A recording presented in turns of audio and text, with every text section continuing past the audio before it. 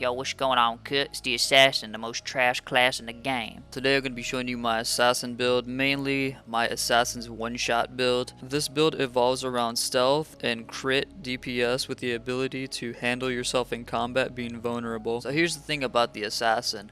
What this build mainly evolves around, and the character mainly itself, is you need to be invisible literally 100% of the time, or at least close to that. Alright, so let's start off with the water katana. With my main katana, I always have counter damage plus 16.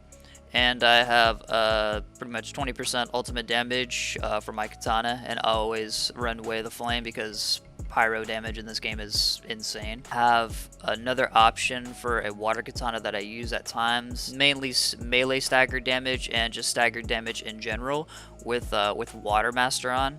Now you can switch that to obviously Way of the Flame if you like to, but this was a katana I was trying out, and it was actually pretty damn good. This katana is actually not a bad choice with these type of effects of melee stagger damage and stagger damage, because so I would recommend melee stagger damage or stagger damage to help you get those cooldowns up when you actually have to fight in combat and you don't have a way to, you know, escape if you don't have your vanish or you don't have a smoke bomb, etc. Either of those two options. I actually feel that the melee stagger damage was actually really good. I'm probably going to make a video literally all about stagger damage and melee stagger damage because I think that is highly underrated. Because when you hold triangle and then you mash that shit with the slurring strikes, I think it's actually deadly as fuck, and I think it's the best move in the game. Alright, so I'm moving on to the Heaven Sting. It's a legendary blow dart gun. So it has stealth attack damage plus 25 by default. I did not up the key to 110 because I like the effect on it. Honestly, it feels like 107 or 110 key doesn't necessarily make a difference to performance in game in terms of damage, not that I know of. Instead of rolling it, I just left it at the basic, what it gave me, 25% stealth damage. This build heavily revolves around a lot of stealth damage and status effect damage, obviously from, like, you know, your poison darts or your hallucination darts as well. I use the hallucination darts. I rolled it on there because, you know, sometimes you want to hallucinate a big Oni and then have him fight another Oni while you're doing some other things, so you don't have to worry about too many people on your back. So the hallucination darts is always a nice trick, and it's hella troll, and it's just super fun. Now the Heaven Sting, the darts have 20% chance of instantly kill a non-Oni target, which is nice, but it's only 20%, so it's not going to happen majority of the time, and then you're going to have to spam all of your blow darts. But I mean, it's a cute effect, but it's not necessarily, it's very situational, and it's not always going to work. The whole point of why I have this blow dart gun on is because the stealth attack damage is fucking insane. It's 25%. And that's really good. And now we're going to be moving on to the Assassin's Charm. Now I highly encourage, if you're an Assassin player out there, find the Assassin Charm. You probably already have it.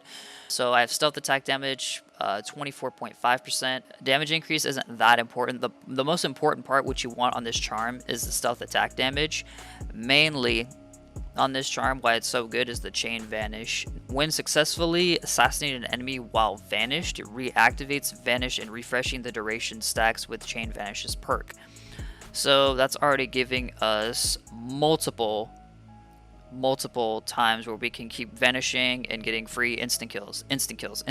That's where all of this stealth damage adds up, and it builds an insane amount of DPS. I always use the dirt throw. I personally feel if you just have your target stunned and on fire, you're fine, and it's only 40 seconds. It's only a 10-second difference, so it's not that big of a deal. I don't think that kunais, in my opinion, are that optimal, and they're very inconsistent, and they don't hit their target even if you're in front of them. It's very inconvenient, and I don't like it personally, so I use the dirt throw, and it helps with the perfect parry window. And for my smoke bomb, again, I have 24.8% with stealth attack damage on there, and the cooldown reduction of 8.9 just for the smoke bomb, so I can get it faster, all that good stuff.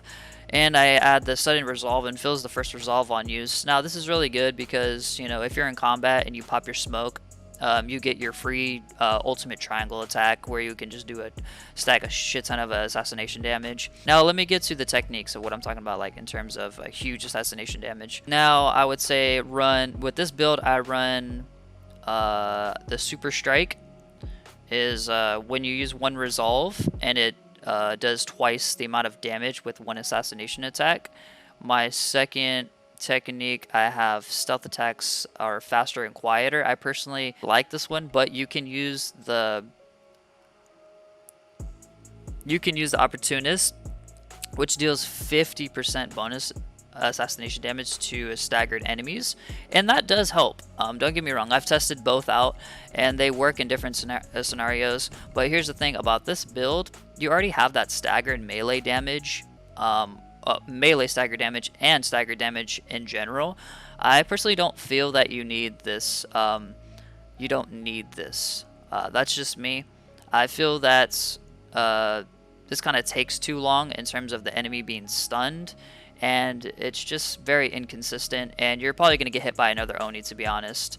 You're better off with the stealth attacks are faster and quieter. It's not the quieter part that you really care about, it's the stealth attacks are faster. Because if they're faster, you're more likely to roll out of the way of a incoming Oni hit of, like, you know, those explosion splash wave damages, or fucking if crows are gonna eat your ass, or anything like that. Like, right, anything that come in your way, you just want to be quick and fast at assassin. You just want to get the job done and be done. So when you're doing those fast attack stealth kills, this would go very good with vanish along with nearby enemies. I personally say do this one because it helps out your teammates as well. Assassin, again, it can be a solo.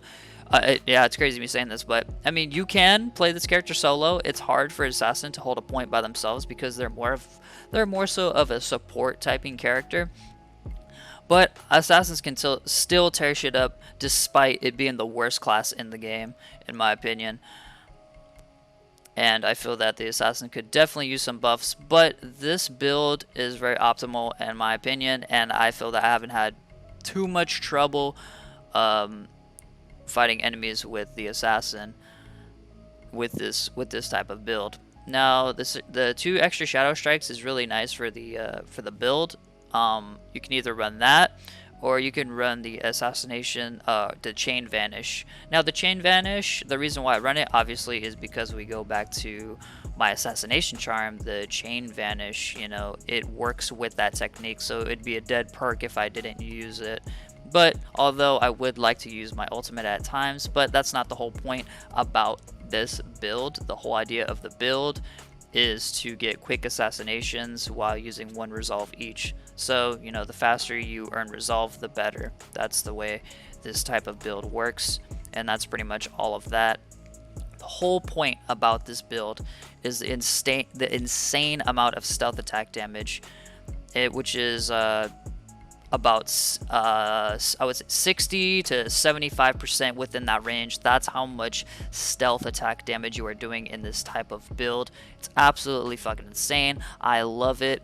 I've been actually really enjoying playing the Assassin lately, despite it being the most trash character in the game.